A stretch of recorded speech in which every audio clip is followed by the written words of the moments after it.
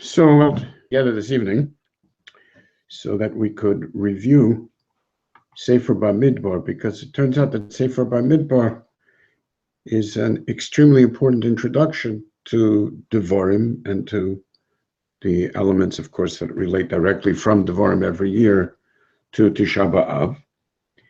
And because of that, what I'd like to do is do a Siyum on Devarim by going into some of the inyanim that we've never done before, and expand our understanding of Parshas Matos, particularly in Maseh, and then go back and see the relationship to the Sefer as a whole, and end with some of the understandings and questions which will enable us to continue on Tisha B'Av, either as a Yantav in celebration, or Chas v'Shalom as another year of planning for the next year's Yantav.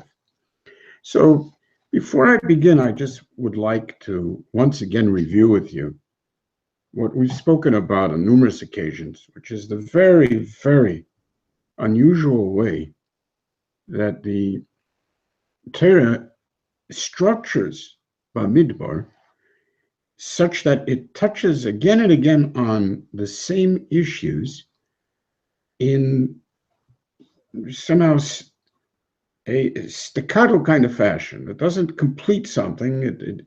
It brings up the same things again and again and again, but it intersperses them with other things. And we've had an entire history of issues in Devarim that clearly relate very, very strongly to each other. Let's take the each other, then we'll see more of a pattern in this. So, I mean, we know that we have, towards the end of Bamidbar, we talk about inyanim that are central to the idea of Golus and Geula. So particularly we start with Bechia Shalchinam, of course, but that Bechia becomes part of Pinchas, in which Hema Bochim is the whole idea of what affects Moshe Rabbeinu, and is clearly central in terms of Bechia itself, because remember that Pinchas is identified as the Malach Hashem that goes from the Gilgal to Bochim.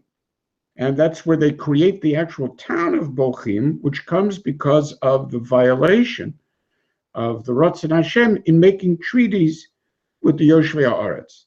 Now, this same Pinchas is directly Nogea, of course, Geula, because he, as the Targum tells us, that's the Psicha, and the Brisi Shalom includes the fact that he becomes the Malach that we know as Eliyahu Hanavi, who becomes the Malach HaBrit, and that becomes the Heshiv Lev Avot Al Banim, and that is the Psicha to Geula, and is part of the restoration of the very Yichusim, which Pinchas himself came to make certain were not violated, which is in itself part of the reason that Yisrael has a right to Kabbalas HaTorah, because of the fact that we have Sefer Yichusim. And when the Umeis HaElam wanted to demand that they should also have a right to Kabbalas HaTorah, Kadosh Baruch Hu told them, you try to bring your Sefer Yichusim, and then we can discuss it.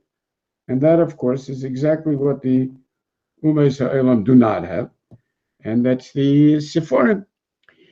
So that this was all part of going back all the way to Kabbalas HaTorah itself.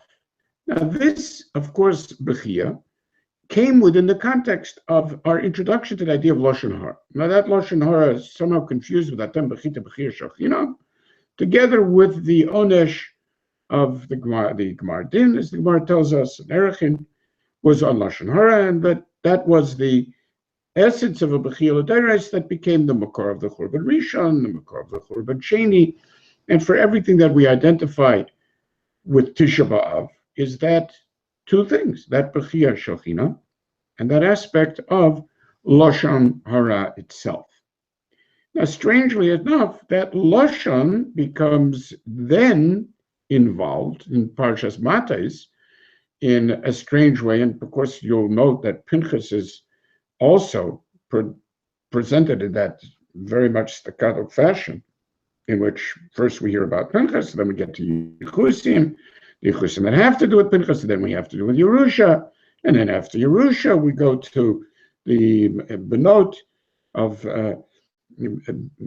specifically Malka, Noah, and so on, but in general, the concept of bonos that are Yoshos, which are Benot Slavchad, and from there we go of Neder, and then back again to Pinchas, and the war with Pinchas, and then back again to Yerusha, and then back again to Benot Slavchad at the very end with the Bnei Mochir from Menashe, in a very confusing interrelationship, such that the structure brings us to recognize that everything is intertwined with Golos and Geula as well, because what we started off with, of course, was the Mecholot Egel on Har Sinai, which became the Mecholot on Tu B'Av, which were because of the bittul of the Gezerah of Benot Slavchad needing to marry only into their Shevet, which became the other Mecholot, which were the Mecholot on Tu B'Av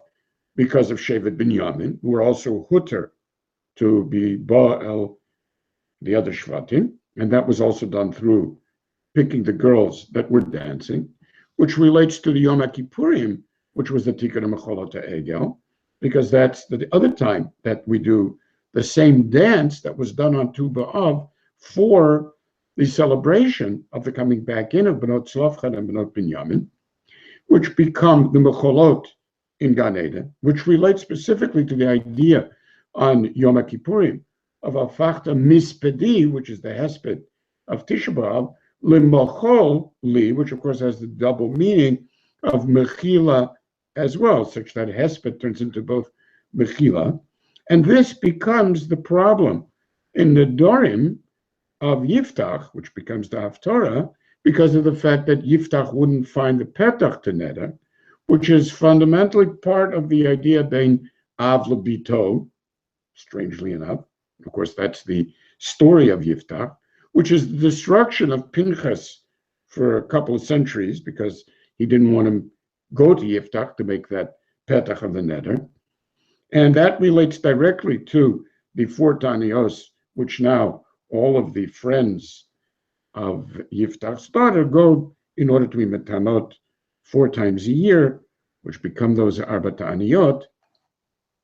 And that itself shows that the issue of the question of Neder is directly connected to the issues of Golos and Geula as well. Because what happens is that because of that Hesped and the obvious relationship to it in the Mecholot on Tu B'Av and the Mecholot on Yom Kippurim, which is the reason, of course, that on Yom Kippurim itself we do Het and Nedarim, and that's the Kol Nidrei, the specific relationship of Chet Mechila to Neder, and that means that the celebration of the end of the time of Churban is done specifically through these specific Mecholot, which were the restoration of the story of the Neder against Binyamin, and the mistake about Yiftach himself, who was considered to be thrown out of the house because he was the Ben Isha Zonah, which wasn't true at all. He was just the son of a woman from another Shevet, but that was a mistake because there was no problem at the time of Yiftach for being from another Shevet anyway. So that we have all of these interrelationships with the idea of the Golus that comes from that Bechia and from that Lashon Hara, which is the ending of the entire idea of the Masaot, which are basically, Eila Masaot become the equivalent of the stops through the continued Golus in the Midbar, which is why they are Keneged, these 42 stops become Keneged, the 42 Orei HaLeviim, with which we end. And of course, all of those Orei HaLeviim are Orei Miklat, in which you stay Ad Mot HaKohen HaGadol, which is exactly what happens in that parsha. Aaron HaKohen dies, and he dies on Rosh Chodesh Av, and it's identified in the pasuk as Rosh Chodesh Av, besides the original actual event of his death, which of course takes away the Ananei HaKavod with all of the associated issues, which in the end are only addressed in Sukkot. So that means that when we have these ideas And they go back particularly to, please mute yourself, Barnett, because otherwise you keep popping up on the screen. And if we go back all the way in recognizing that at the beginning already of Parshas Porah, where we were dealing with the aspects that had initially shown up as the Avelut that's built into the Mishkan itself, back at Parsha Shmini, which is where Moshe Rabbeinu asked, and what do we do? Which is where Porah was actually Nitztava. We recognize that we're dealing with not simply the Golas in terms of the Golas during the time of the Midbar, not simply Golas in terms of the Golas of the Arei Halavian, and not simply the Tikkunim that come from Benot Tzlofchad after Dares, and that come through the Tikkun of Yiftach and Pinchas in his guise as Eliyahu Hanavi, and Yiftach, of course, in his dealing with the very questions of Benos Moav himself, which is what Pinchas dealt with, because he has to argue with Ammon and the story of Midian, and he has to establish that they don't have a right to the artsais that were in the area of Sichon V'Og, and that we were allowed to attack Sichon V'Og, despite the fact that those initially were lands that were off limits to us. That entire thing has to be argued in terms of the Yerusha, the very Yerusha which is presented here in the census, in Pinchas, that very Yerusha which leads to the problems of Benos Tzlofchad, and which then brings us to the issues of Bnei Gad of Bnei Reuven at the end, which Moshe Rabbeinu identifies as a reconstruction of the Meraglim. Astonishingly, he doesn't give them a chance, and he starts talking to them about how it is that they are a bunch of thugs, just like their parents, and they're going to be gorim, exactly the same thing that originally was Nigram, until finally we reach a conclusion about that, which is clearly not so pashut, because at the end, when they actually do come in, then there's a chashash of their own secession from the Beis Hamikdash, and they're building their own Mizbeach, which involves Pinchas again, and then Pinchas has to come, and he has to listen to them and figure out why it is that they shouldn't be destroyed, and so on.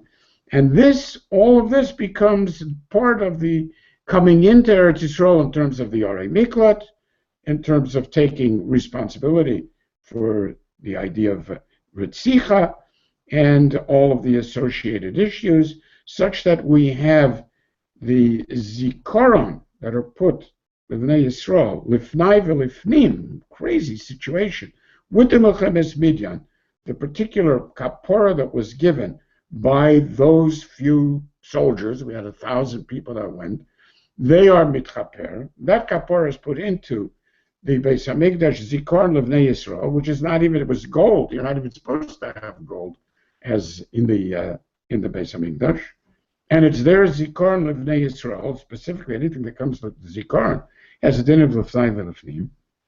And what we have, therefore, is all of the situations coming up again and again, intertwined in the most confused way, in which it's very difficult for us to know precisely what this is all about. Now, what I'd like to do to get a better grasp of the details of the sugyas, take a look in Parshas Matos and see how we have there so many, not just the endless repetition and the strange interactions that come back again and again, but we have some really incredible detailed work which allows us deeper insights into what is really happening.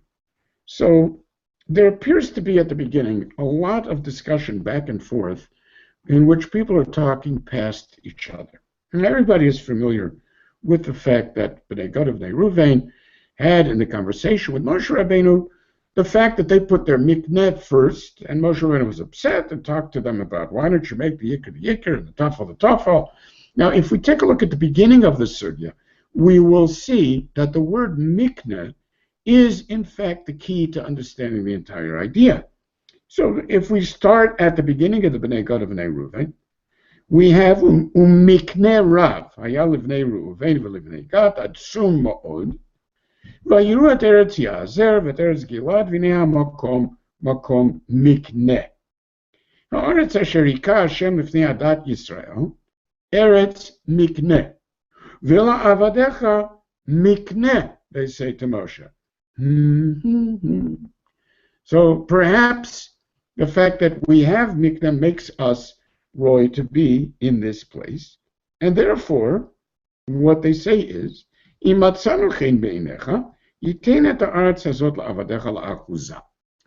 what this means is that they are clearly not interested in simply having this land. They want this land to be their primary achuza, which is why they go on to say, Lo ta'avirenu, al ta'avirenu at Yarden. We don't want to cross the Yarden. Now, not crossing the Yarden is a very, very important point, because, of course, that becomes the central idea that distinguishes between the area of Bnei Gad and Bnei Reuven in the future, and it's something that boomerangs against them in the end when they have to explain to Pinchas, after Yerusha and Nachala, why they're building Mizbeach, because the good Lord has put between us the Yarden. And since we have the Yarden, everybody is going to feel that we are not part of the Yishuv of Eretz Yisrael, and that's why we needed the Siman of this Mizbeach. Now, they were the ones who set this up in the first place. If they had simply come along, taken a Yerusha, and then made a deal, we make a deal, we want to take the area that all of us Shvatim have a right to in the Eretz of Sichon Va'og, because after all it was conquered by all of Klal Yisrael, and we will pay you with lands on the other side of the Yarden. So it would be sort of a purchase kind of agreement instead of an initial chalukah with all of the questions of Breira, whether it's Chayzer and Yevel, and so on that come up in every such chalukah. They don't want that. They insist that it's the mikneh that makes the place suitable for them. And obviously, that is the reason that the stress is on mikneh. It has nothing to do with their children, and it has nothing to do, as a matter of fact, with Moshe Rabbeinu's insistence that they are acting as silly people in putting mikneh first. If anything, Moshe Rabbeinu seems to be missing the point, and they're talking past each other. So they want to settle this area as their original and primal nachala, not a place that will be an achuza bi'alma in exchange and working it out, but rather the very fact that this is mikneh rav that fits hinei makom mikneh, which is Eretz Yazer and Eretz Gilad, and this is so deep that Eretz Gilad is called Eretz Gilad despite the fact that Gilad never got anything of Eretz Gilad. It was called Eretz Gilad not because of Gilad from Mishpachas Machir. So it was called Gilad because it's directly related to wherever Gilad comes from. That's itself astonishing. Everybody assumes we call it Eretz Gilad, and that's why the child was called Gilad, but that's not true at all. Gilad himself is Yerush on the other part of Menashe, which is on the other side of the Yarden with the rest of the Shvatim. So something strange is going on, and they are insisting that this is a primal Yerusha. And the reason it's primal is because we identify it very deeply with the ideal Avadecha Mikneh, and therefore they add Al Tavirenu et Yarden. So the crossing over would have meant to them that they will first be nochel with everybody else, then they'll have to make adjustments, and indeed this proves critical later when they have to convince Pinchas that the Yarden is a big sakona for them because of the fact that the rest of Klal Yisrael sees the Gvul Natan Hashem Beineinu Veinechem Bnei Reuven Bnei Gad. That's what the people will say. They will say that, in fact, Ein Lechem Chelek B'Hashem, and because of that, Hishbitu B'Neichem et Baneinu Levilti Yoreat Hashem. Now you'll notice that this is an incredible Midah Keneged Midah, because it's exactly what Moshe Rabbeinu says to them. Moshe Rabbeinu says to them, you idiots, ha'chichem yavo lamilchama v'atem teshvu po, lama tiniyun et leiv b'nei Yisrael me'avorat ha'aretz asher natan lehem Hashem. So Moshe Rabbeinu is blaming them, that the way they're looking at it will prevent Klal Yisrael from desiring Eretz Yisrael, and was essentially redoing the Chet of the Meraglim. Is paid back Midah Keneged Midah by their recognition that Klal Yisrael will be mashbit them from Yirat Hashem because of the fact that they did not want to go across the Yarden, and that the Yarden is a totally different gvul. So Moshe Rabbeinu, instead of responding to the actual thing that they're asking, his original response is limited to the impact of their refusing to join in the dangers of war. And all he focuses on is, how is it possible? That's outrageous. Now, of course, they never said anything of the sort. And once Moshe Rabbeinu says this, they have a very strong response. And it says, Vayikshu elav. And Vayikshu, of course, means we're ready to fight about this. Because, in fact, Moshe Rabbeinu has the whole thing backwards. They do not want to protect their children on purpose. It's not that they're put mikneh first. It's that the only reason that they have a right to select this land for a nachala is because, as the Torah stresses again and again, it is uniquely Eretz Mikneh, and their relationship to Mikneh is part of their essence, and therefore it is suited for them, and not for anybody else. So it should be our primary nachala. If chas v'shalom, what we were trying to do would be to protect our children, then the first thing that we would have said, of course, was we want to build places for our children. We don't want to build places for our children. All we want to do is establish that this is our land. Our children will be in exactly the same danger as anybody else, in which case you'll say, so then how can we leave them alone? We will build fortified places to leave them alone, and we will come with you for 14 years, not just 7 years the way you want. You think we're looking to settle. We will wait till everybody is settled, and we will be the last ones to settle. So much for your ridiculous shashot about us, and so much for trying to teach us what we should say first. We don't want to put the children first. We want everybody to understand that this is not an act of protection in which we're trying to get ahead of everyone else. On the contrary, we want to park our families, not protect our families. Park our families, leave them for 14 years. Are any of you ready to do that? Leave them for 14 years until you guys are settled completely. We will be the ones to protect you. We will be the Marines. And you're complaining? That's outrageous. So because of that, it's Vayikshu elav. And that's why they said, Gidrotzon nivne lemikneinu po. That's the first issue. The only reason that we're building anything for our children is in order to allow That's the point. So we will be there first. So not only that, they announced that in order to make it clear that our desire for Nachala is not that we should get the Nachala before others. On the contrary, you're asking us only to fight. We will not even settle until you're all settled. Because your Nachala comes first, and we value that Nachala more. It's just that we feel that our Nachala should come there. Lo nashuv el batenu ad hitnachel b'nei Yisrael ish nachalato. Not just fight, ad hitnachel, which means that the idea that you want us to fight for 7 years, that's not enough, because we believe that Yisrael will feel that we still want to get in first. So we're going to spend 14 years, not only the Sheva Shekavshu, also the Sheva Shechilko, in order to make that clear. That is why we don't talk about our children settling. Not like you, Moshe, who's trying to confuse the issue. Stop trying to tell us that we're stupid. We don't want to settle our children first. It's the Miknenu that's the issue, and we're going to go fight. We won't see our children for 14 years. And then we will take our Nachala. The very fact that the Ramban takes such exception to Rashi's understanding, which is the way that I've explained this whole thing, is a raya that this is exactly what Rashi means, because the Ramban tells us, how can you say, Ki ba nachlatenu eleinu? Rashi's Loshen is Kiba Nachlatenu Elenu is Kvar Kibalnua Be'ever HaMizrachi. And that's what they stress to Moshe Rabbeinu. Loshen Rashi.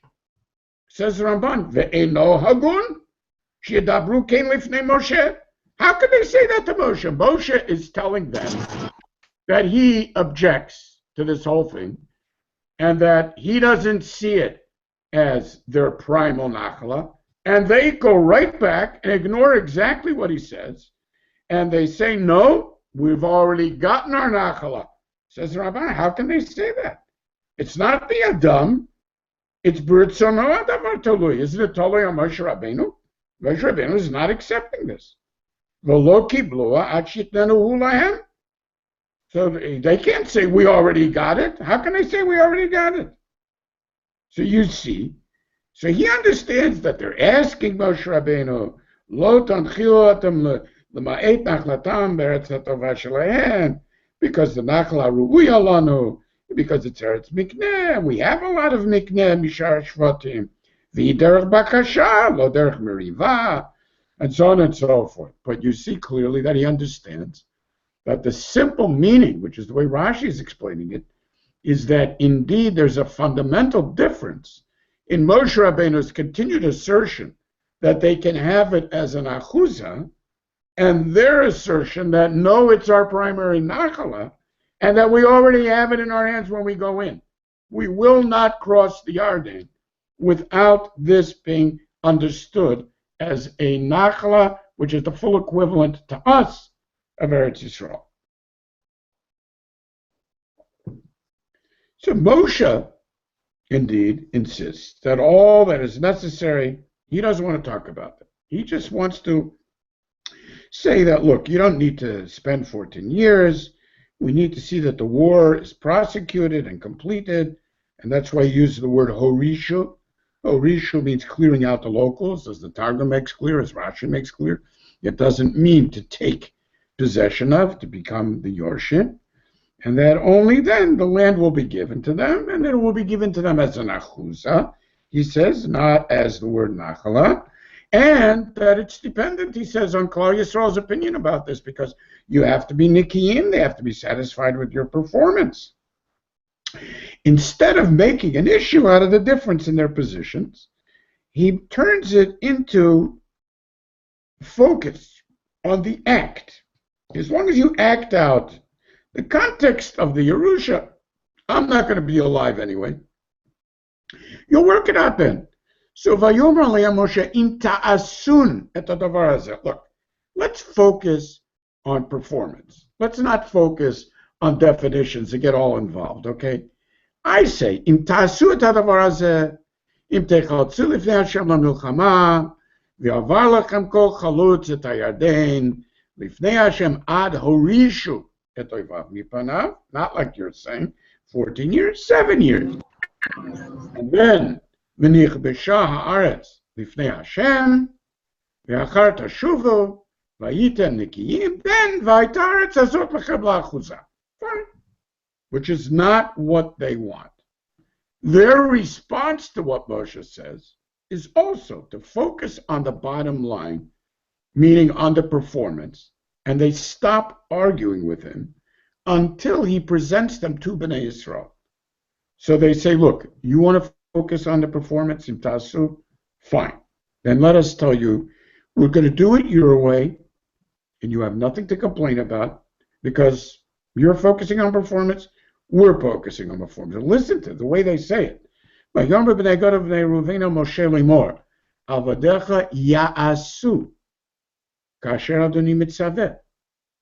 Tapenu, nashenu, miknenu. You want it to be that way? Put the top first. Fine. Put the top first. We're not going to keep fighting you on this issue. And then, avadecha yavru kol chalutz tzava, lifnei Hashem lemilchama, kasher Adoni dover. That's the way you want it? That's the way you'll get it. Our interpretation is none of your business. The fact that we will not go back after 7 years is none of your business. You won't be there anyway. So why don't we just drop it now, and we'll deal with it later. And indeed, at that moment, Moshe passes on the responsibility to Yoshua and to Elazar. And he essentially sidesteps the issue And he insists that the essential nachala is theirs with everyone else's in Eivra Yardin Ma'arova, because he tells them, this is the famous T'nai B'nai Gad B'nai Reuven. Remember that as far as B'nai Gad B'nai Reuven is concerned, there are no ifs, ands, and buts. They do not want to cross the Yarden in terms of nachala. Moshe Rabbeinu says, well, you still have a nachala on the other side of the Yarden, you know? So if you don't perform, you can take your nachala, because your nachala is really with all of the Shvatim, because all 12 Shvatim have a nachala on the western side of the Yarden. Not like you're saying. They keep insisting, we have no chelik on the other side. Moshe keeps insisting, oh yes you do, but what we'll do is that after you perform, then we will take and make an exchange. You'll have that as your achuzah, and then only the other shvatim will keep the chelik on the other side. Because of that, he makes the famous T'nai B'nai Gad U'B'nai Reuven, and he says to them that basically, if you will go ahead and do it, then fine. We will then give you Eretz HaGilad l'achuzah. V'im lo yavru chalutzim, but, and this he says to Elazar and to Yoshua, he says, if they don't, lo yavru chalutzim itchem, so then they get their normal chelik. V'nechazu b'tochachem beretz Canaan. This becomes a very important point of Diak in the Gemara, that because the question is whether T'nai B'nai Gad B'nai Reuven is fundamental in the Kefal HaTanai. This is a machlokas, because maybe the Kefal HaTanai was only to make it very clear that they are not losing their nachla on the other side. And this is mamash machlokas in the Gemara. Okay. So basically Moshe then gives them the land without determining its final status. So we had the original final status issues remain to be negotiated. Okay. He does not call it a nachla. He does not call it an achuzah. He puts off the discussion.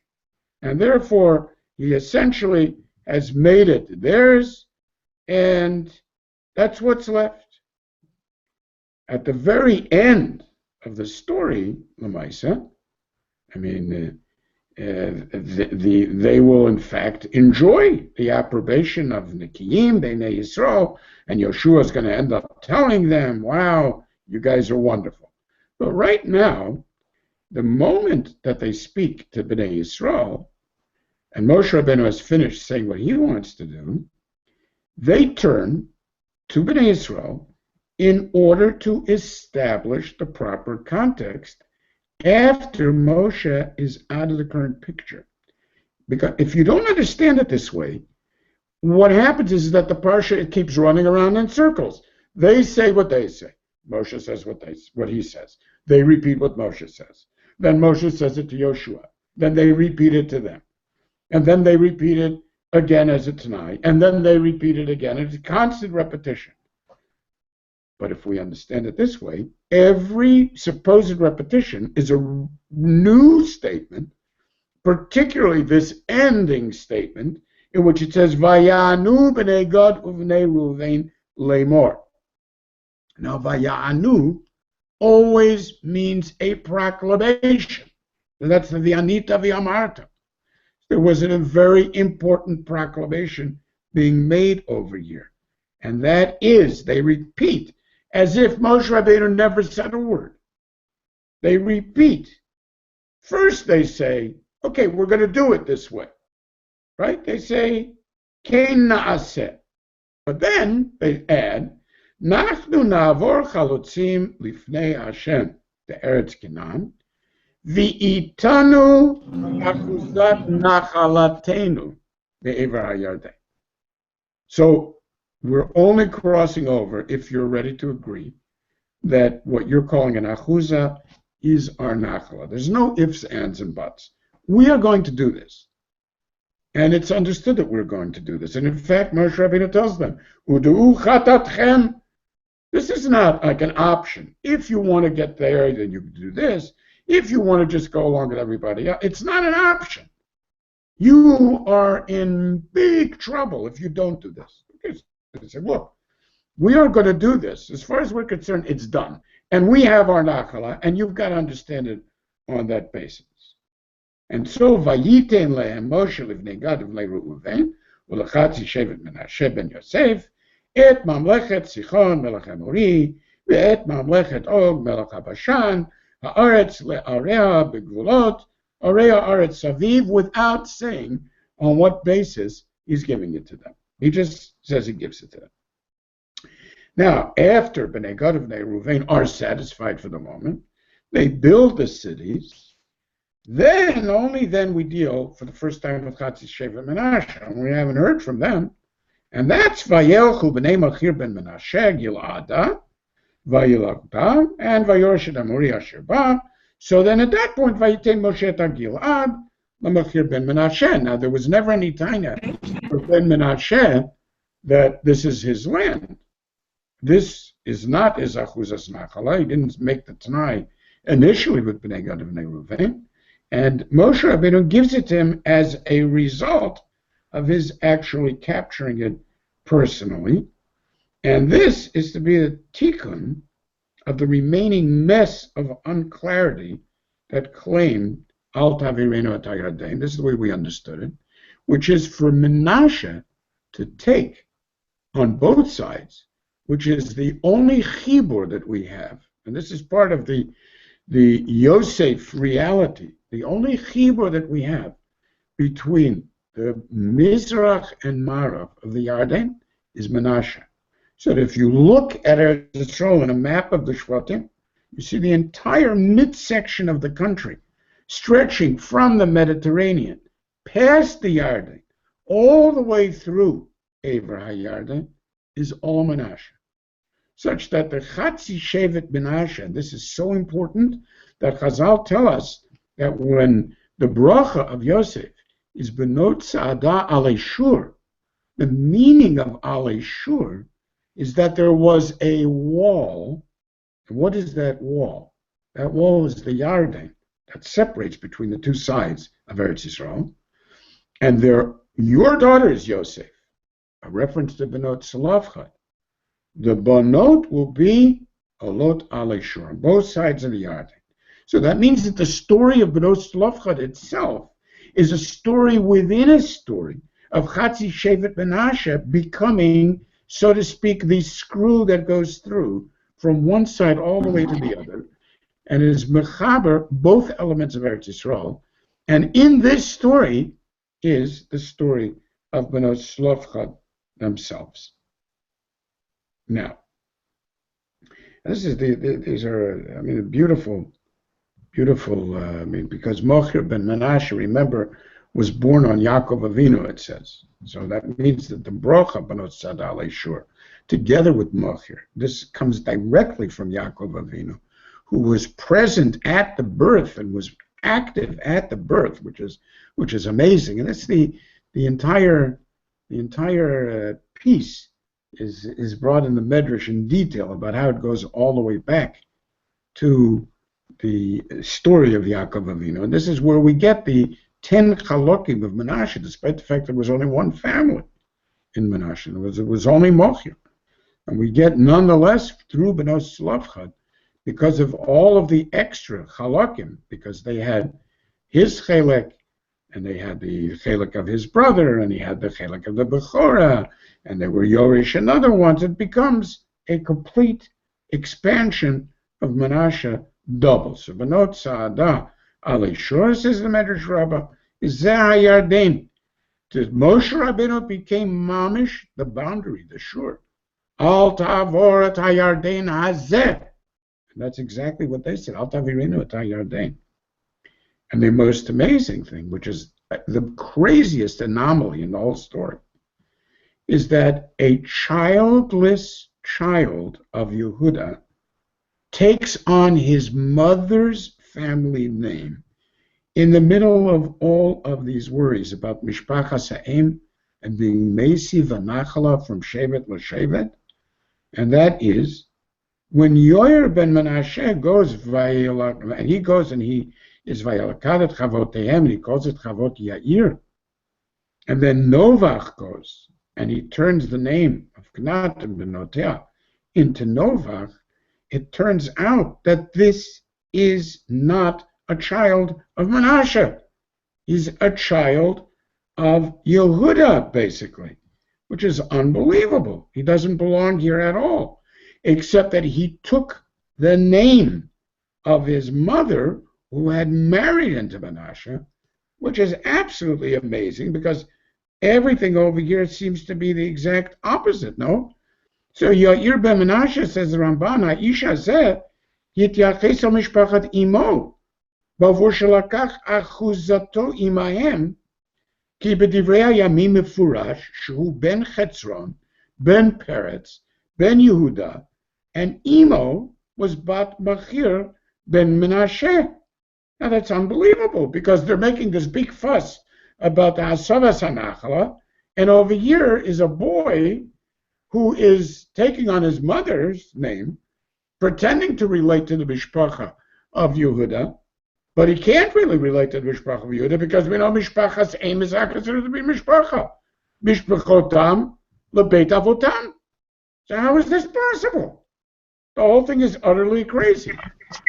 Please mute yourself because you pop up on the screen and take over. So that means that in the middle of all of this confusion, the story of Yair, I'll tell you why the story of Yair is possible. The story of Yair is possible because of the fact that it did take place not in the Eretz, but the others were Yorish, and I'll explain why in a moment. So as far as the Bnei Gad and Bnei Reuven are concerned, they were making it possible for Moshe to actually be a Morish, that Moshe should be Morish them, and he should be giving them an Achla. Moshe sees it differently. Moshe sees the impact, and in fact in Devarim, when he says it, he sees the impact going backwards. He recognizes that the first is Yoyer, and then Mochir, and only at the very end does it give it to Bnei Gad and Bnei Reuven, consistent with his opinion. So in Devarim we learn, V'yeter Agilad v'chol Bashan, Mamlechet Og, Natati l'chatzi shevet ha-Menashe. You hear? Yoyer ben Menashe, lakach et kol chevel argov, u'lamachir natati et ha-Gilad. And only after all of that does it say, V'l'Reuveni v'l'Gadi, natati min ha-Gilad v'ad nachal Arnon. She, v'tzav etchem beit ha'il lemor, Hashem Elokeichem, natan lachem et ha'aretz hazot l'ishta, chalutzim ta'avru lifnei achichem b'nei Yisrael kol b'nei chayim. Now that means that astonishingly, at the end, they turn out to be right and Moshe wrong. Because as he admits in Devarim, he says to them, V'tzav etchem be'et hahi, Hashem Elokeichem natan lachem et ha'aretz hazot l'ishta. And therefore, he's accepting the fact that the issue is Yadati ki mikneh rav lachem, yeshvu ba'arechem asher natati lachem. Fine. But that means that he's accepting the fact that this is indeed a primary nachla. He no longer talks about the possibilities of being Yorish with everyone else. And indeed, that's very clear. He has no choice but to say that. And the reason that he has no choice but to say that is HaKadosh Baruch Hu has made it very clear. Because listen to the pasuk, Vayitzav Moshe b'nei Yisrael lemor, Zot ha'aretz asher titnechelu ota ben goral, asher tziva Hashem latet l'tish'at hamatot v'chatzi hamateh. The following is the land, and we're going to go through all the Gvulot, of course. The land that is meant to be split to 9.5 Shvatim. Ki lakhu mate b'nei haReuveni lebeit avotam, ubente b'nei Gadi lebeit avotam, v'chatzi mate Menashe. And notice that it does not say lebeit avotam in chatzi shevet Menashe. V'chatzi shevet Menashe lakhu nachalatam. Shnei amatot v'chatzi amate lakhu nachalatam me'ever li'Yarden Yerecho kedma mizracha. Now we have two psukim that seem to be totally repetitious. But it's not repetitious if you pay close attention to what's happening. Moshe Rabbeinu is making two very important points.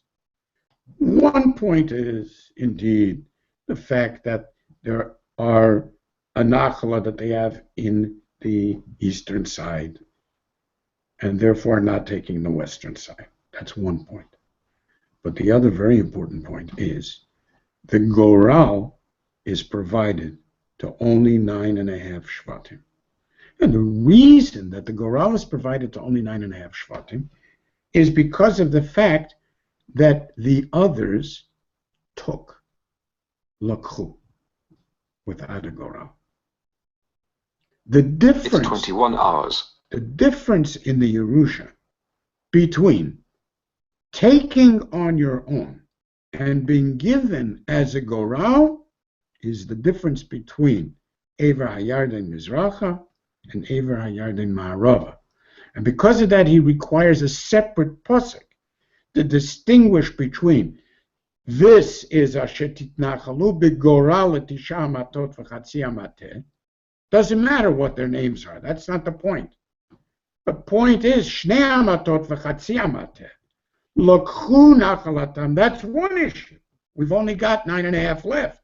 But the other issue, which is the middle pasuk, is because the other shvatim, as opposed to the fact that they have their nachala, which is pasuk tezvav, shnei amatot v'chatzi amatot lokhu nachalatam me'ever liyarden.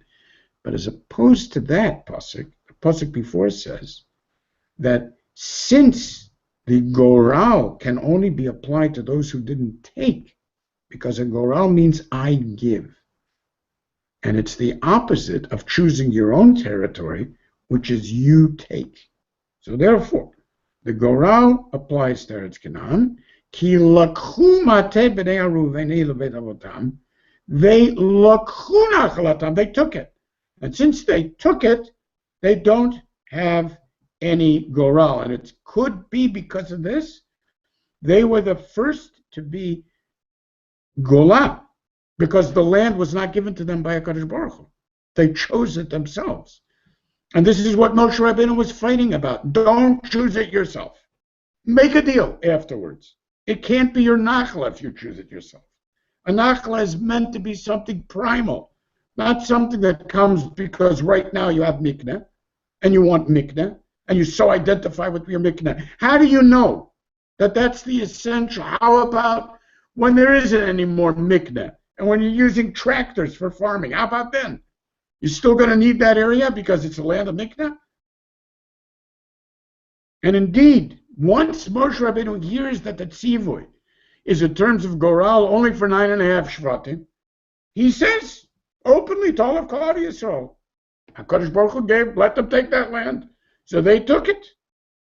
And in fact, there's an amazing medrash that puts together the pasuk, V'te'atatia b'matatei hashmeid, that I chased them out with a broom of destruction, with the pasuk of Lo nafal alea goral. Amazing, a pasuk that is put together in Eicha, that the Medrash sees those two things being related, which is basically a remez that because Lo nafal alea goral, v'tatia b'matatei hashmeid.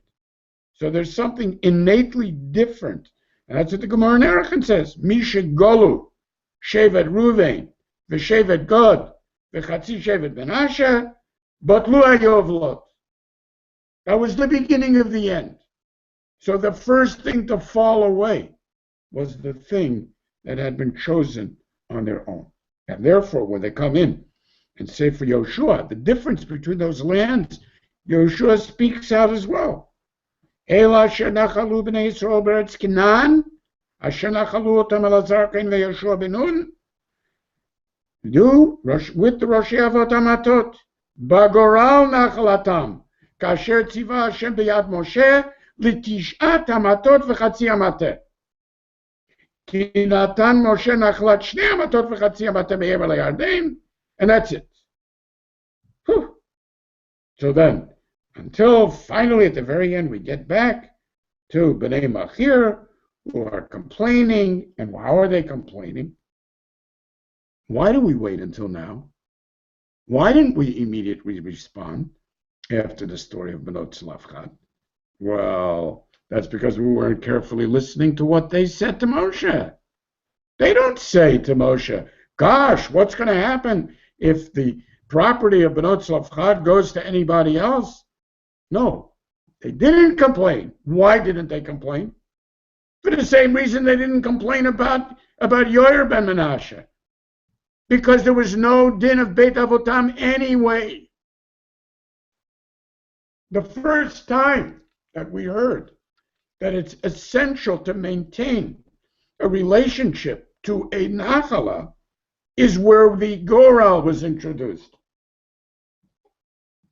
And because of that, what they say to Moshe Rabbeinu is, Vayikravu Roshei Avot Mishpachat Bnei Gilad ben Machir ben Menashe, Lifnei Moshe, Lifnei Anesim, etc. Vayomru et Adoni Tziva Hashem Latet et Haaretz B'Nachla Bagoral Lifnei Yisrael. Now, once that's true, Vadoni Tzuva Hashem Latet et Nachlat Tzlafchad Achino Libnotav. Now we've got a problem. So until now, where we viewed that the entire nature of our Nachala was a mishmash. Who cares? So Yoyer ben Menashe isn't really Yoyer ben Menashe, and he's really a member of Yehuda. Who cares? It doesn't say Lebeit Avotam anyway.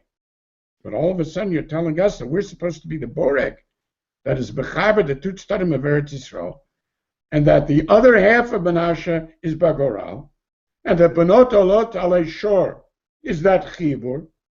I mean, come on. So then we have to make certain that this is part of the innate reality of Bnei Machir ben Menashe. And that's the point. So the idea is, how is it shaykh that Yair? Very simple, because in Yoshua it says, V'chatzia Gilad, V'ashtarot V'edrei, Arei Mamlachot Og Babashan, went to Livnei Machir ben Menashe only Lechatzi Bnei Machir, Lemishpechotam. And as the Radak explains over there, Ki ha'chatzi ha'acher, and who is that? Bnei Gilad. Bnei Gilad are not in Gilad. Bnei Gilad themselves, Lokhu nachlatam beretz Canaan. So because of that, now they're complaining. Okay, now that makes sense. And because of that, the entire stress is, because then it becomes al pi hagoral, becomes problematic indeed for Benot Tzlafchad. This is so powerful that when there was a chashash, and obviously Moshe Rabbeinu did not attack them as being like the Meraglin because he was too hasty on the trigger. That's ridiculous. There must have been something about them that made it clear to him that there are choshud on not wanting to come into Eretz Yisrael, and they don't want to go across the Yarden. They don't want to get a nachla from Hashem. They want to establish their own life. That's exactly what happens when they come in, and all of Klal Yisrael has exactly the same feelings. This, after Yoshua calls them together after 14 years in which they fight for everybody else, which is Lifnei Mishurat Adin, they haven't seen their families. He tells them, you guys are amazing. You did everything that you said you were going to do. Not one thing was compromised. Unbelievable. May you have atzlacha. Go home. Have a good time. It's wonderful. We're so appreciative to you. And he makes a big statement. And now I tell you, Pnu l'chu lachem la'ohalechem el eretz achuzatchem asher natan lachem Moshe et Hashem be'ivra ha'Yarden, and wonderful. Vayavorachem Yoshua vayishalachem vayachol ohalechem. The very next thing that happens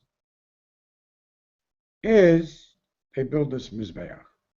And Klal Yisrael brings an army, and they send Pinchas, again, confusing all of these issues again, Pinchas and Benos Moav and Yorub and Menashe and confusions of identity and Bechia and Bochim and the Gilgal. I mean, the whole thing is absolutely crazy. And asks them, what in the world is wrong with you guys? And once again, they are outraged. How could you think such a thing? Oh, we swear to God, chas v'shalom, chas v'shalom. We just wanted to make sure that you would never reject us, not that we reject you. On the contrary, blah, blah, blah, blah, blah. At the end of which, it says, Pinchas hears, and he likes the argument, and he tells it over to Bnei Yisrael, vayitav hadavar b'nei Yisrael, and vayavarchu, HaKadosh Baruch Hu is bevorech them, in that, v'lo, listen to that word, v'lo amru la'alot aleihem litzava, and what would have been the purpose if they would have invaded Bnei Gad u'Bnei Reuven, l'shachet et ha'aretz asher Bnei Reuven u'Bnei Gad yoshvim ba. Can you imagine? The relationship of the war was get rid of that whole damn country. L'shachet et ha'aretz, the land itself should be destroyed. That's the sense of the violation of taking a nachala, that is a nachala that is not the nachalas Hashem, so to speak, is not al pi Hashem, and comes from a completely different mocker. Now this entire story is most astonishing. Because remember that there is a very profound interrelationship here in this idea of a nachala that you select on your own and its connection to the entire story of Benos Tzlofchad, of the sense that something which is a zeh hadavar, and remember that zeh hadavar becomes a uniquely Moshe Rabbeinu power. All the Nevi'im can be mitnabeh with the other Lashonos of Nevi'as. Korma Hashem, the only one who was ever mitnabeh in zeh hadavar is Moshe Rabbeinu. And the zeh hadavar is about matot, neder, and benot tzlofchad, and the relationship to Mocher ben Menashe. Zeh hadavar means this is a temporary measure. Exactly the opposite of what you would have thought Moshe Rabbeinu is all about, right? I mean, Moshe Rabbeinu is the one who talks about universals. You'd think that all the other Nevi'im would be ones that would talk about zeh hadavar. It's Moshe Rabbeinu who speaks about zeh hadavar. And it's Moshe Rabbeinu who can somehow interrelate a local reality, which was only meant to be for one door, and anybody who violated it and maintained it for more than one door ended up with the most horrific results, which of course was the civil war that we had with Yiftach, 40,000 lives, and a disaster. All of which comes because of the fact that they continue to insist on this ethnic identity, which HaKadosh Baruch Hu wanted only in terms of the nature of the initial Yerusha. So basically, the interrelationship, that critical difference between Lakicha on your own and Goral, is exactly the difference between making a neder and between being Mekayim a mitzvah. A neder is a local reality, and therefore it requires petach. It requires the possibility of heter. It requires pticha. Yiftach's unwillingness to find a yiftach, a petach, is precisely the reason that we end up with the four ta'aniyot and the destruction of the nature of neder so unbelievably is exactly what his whole life suffered from.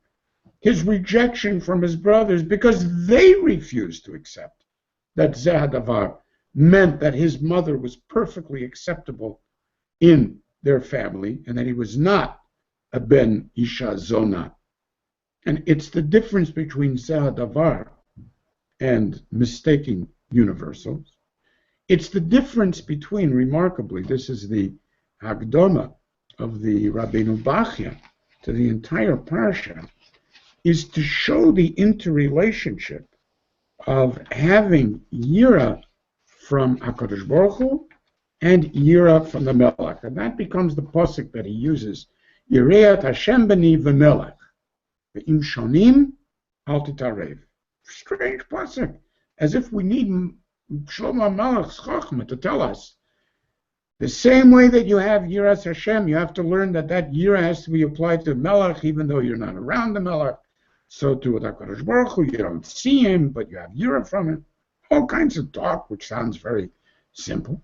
Im shonim al titarev. But with people who would reverse it and would put the Yiras HaMelech first before the Yiras Hashem, don't be part of that kind of thing. But that's exactly the confusion of the interrelationship of Goral with an Achuzah that is Lakhu, with Neder, with Mitzvah, and with a Zehadavar, with universals.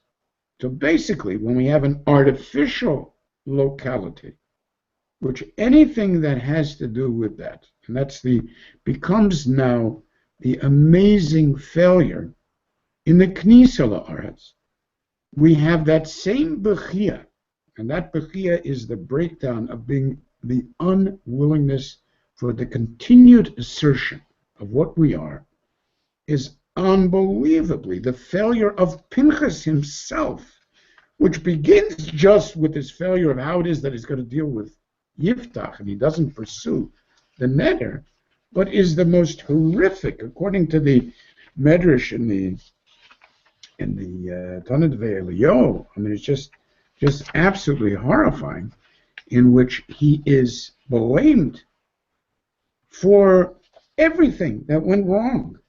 And the ones that are responsible for all of these horrific things, says the Tanit Ve'Eliyahu, is Pinchas and the Sanhedrin. V'shema tomorrow, Tan Shivim Elef, 70,000 people killed in Givat Binyamin. Who killed them? The Fishayel Sanhedrin Gedola, Shiniach Moshe, Yoshua, and Pinchas ben Elazar Imahem. What should they have been doing? Hayalahem le'lech, v'likshor chavalim shal barzel, b'motnehem. Lagbia bigdehem l'mala me'arkuvotehem. They should be walking around in shorts and going from city to city. Yom echad to Lachish, Yom echad leBeitel, Yom echad leChevron, and so on and so forth. V'chem b'chol mekomot Yisrael. Teaching. עד שיתיישבו ישראל בארצם, כדי שיתגדל ויתקדש שמו של הקדוש ברוך הוא, בעולמות כולם שברא. Unbelievable. We've spoken about this message before. In every world that he created, misof olam ad sofo, from one end of the universe to the other. Amazing statement. And this could have been done so easy. They lost who came. No.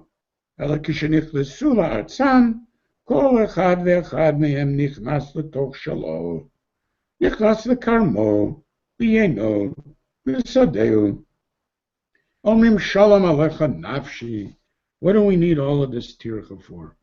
And that means that the entire idea of the nature of a unwillingness to translate a local reality into its real connections to the universals, which is the essence of the Zehadavar in terms of Moshe Rabbeinu's power, is to see how it is possible to have a Zehadavar that should be consistent with the nature of Nachala, with the nature of Chosen that we spoke about, and real Yerusha.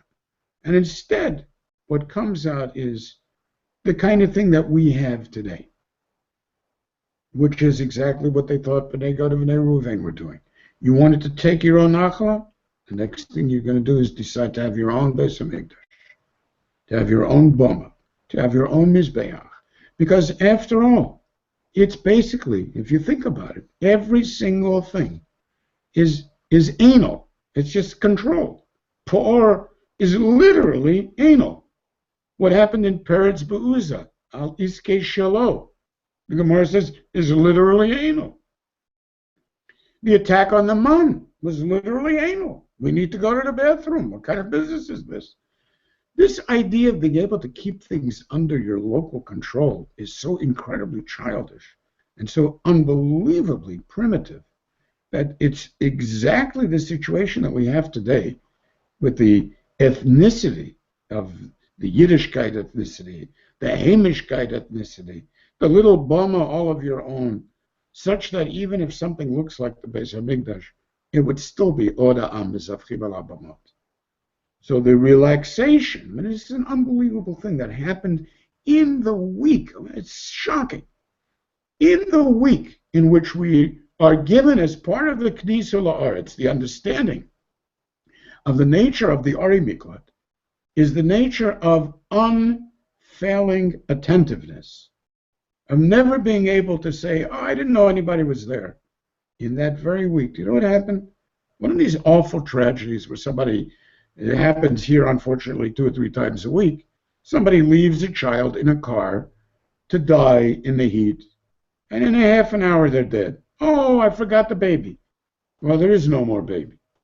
So you hear in this week, this very frum guy is on the radio, and he's outraged. People are treating me as if I'm a murderer, where obviously this was all the Yad Hashem, that it was supposed to be an onesh to me that I should blame myself for the loss of my child. But how do you really blame me? It's the Yad Hashem. Astounding thing. There's the entire difference, as Moody says in Harry Potter, constant vigilance. And this is basically Pinchas, constant vigilance.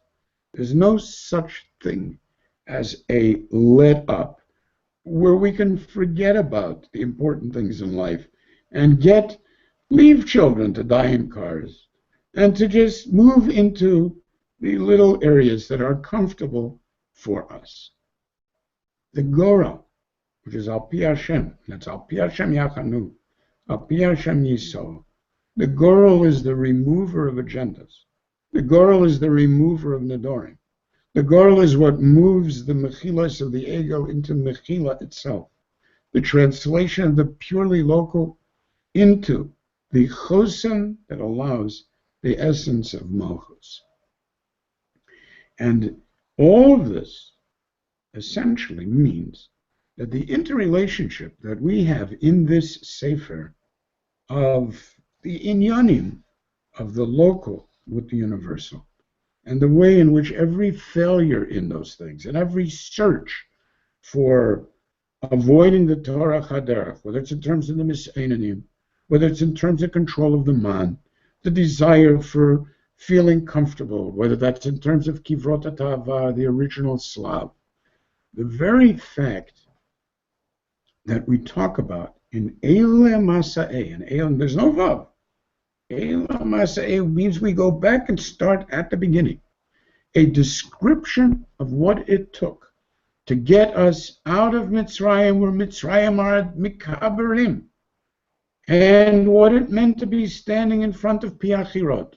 We moved from there, and it took these 42 stages, as Rashi says. Every one, that's the Medrash, of course, every one of these places are profound remozim as to what exactly happened there and what Giluyim and what changes took place in Klal Yisrael during this time, to allow us this original K'nisa La'aretz. But the reality is, of course, that all of the issues that were left hanging, indeed were left hanging. And the Yerusha Rishona, which needed to be done because of this through Kivush, was not a Yerusha that was maintainable. And it required a Yerusha Shniya. And of course, the Yerusha Shniya is entirely Al Pi Goral, so to speak. Because Purim means Goral. Yom Kippurim only begins the aspects of Goral that turn the Mechilas into Mechila.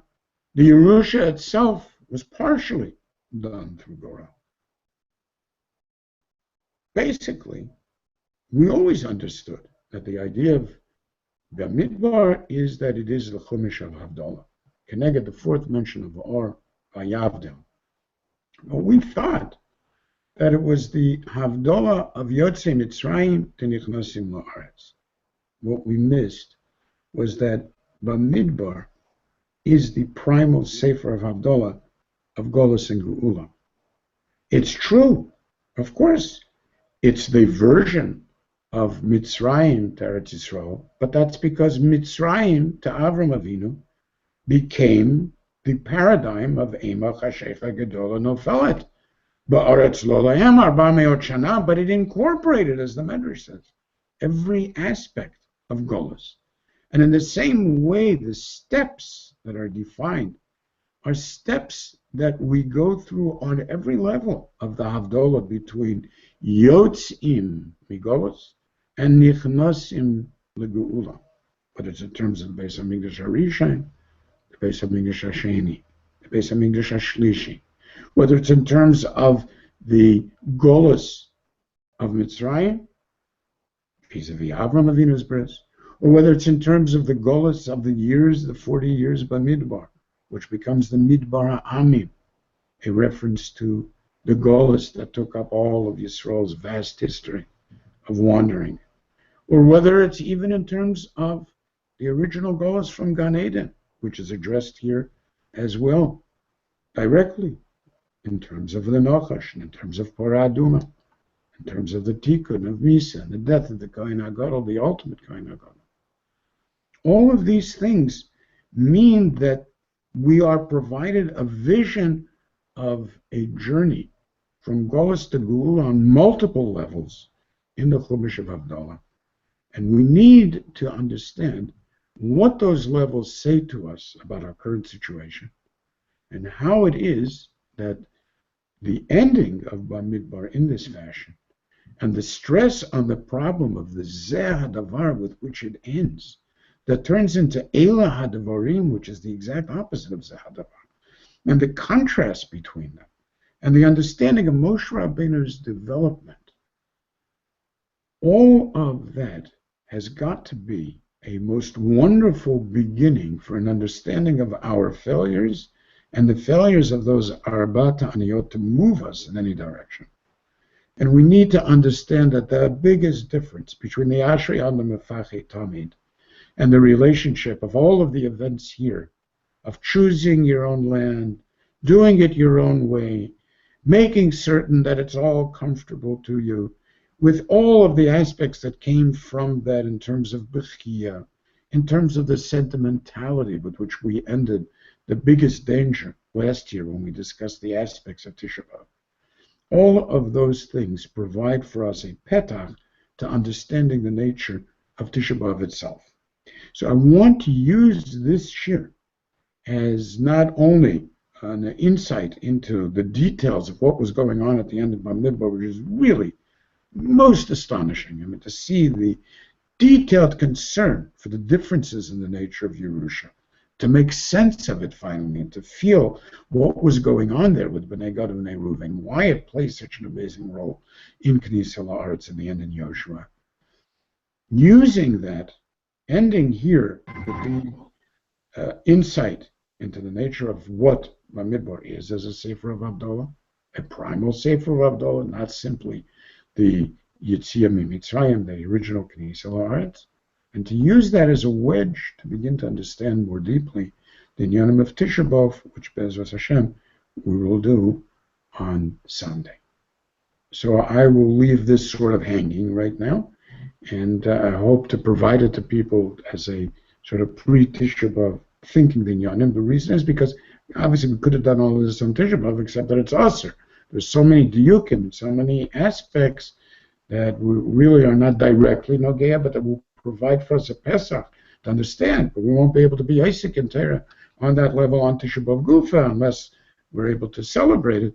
So just in case we can't, I figured it was good to have it now as part of Mates, and then we'll have an opportunity to just mention it. And we can mention it because we're already Isaac in the Inyanim in terms of those elements that are Nogea Tisha B'Av, and to complete this year in the Shir on Tisha B'Av, Bezrat Hashem.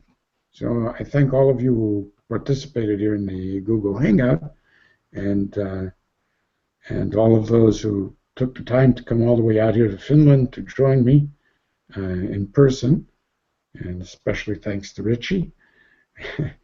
And see you, Bezrat Hashem, in happy times on Sunday. So, Laila Tov. If there are any questions, now you can unmute yourselves, and we can certainly discuss those questions now. If anybody has something to say, you can just pop yourself up on screen by unmuting yourself and talking. Okay, I'll try. Okay. It's Gabi. Yeah. No, I said I'll try to assimilate everything before I ask. Oh, okay, fine. Well, it was wonderful having you here. Thank you, Ed. All right, so I will say good night. We have a Moshe. Is there a connection to Avraham Avinu's lack of the ability to understand the Matana, the Yerusha itself, and the idea of taking as opposed to, taking an achla as opposed to getting it vis-a-vis a gorel? That's a very interesting point, and something I would need to think about very much before having the guts to answer. To be continued. Thanks for the hour. All right, I will then say good night. Reb Danny, it's so wonderful having you here. Reb Barnea, I can't believe that you kept quiet the whole time, but okay. There's so much stuff here that's part of Barnea's neighborhood that I'm just shocked. But okay, it's good to see you all, and in Mirz Hashem, we will continue. Good night. It was great. Thank you.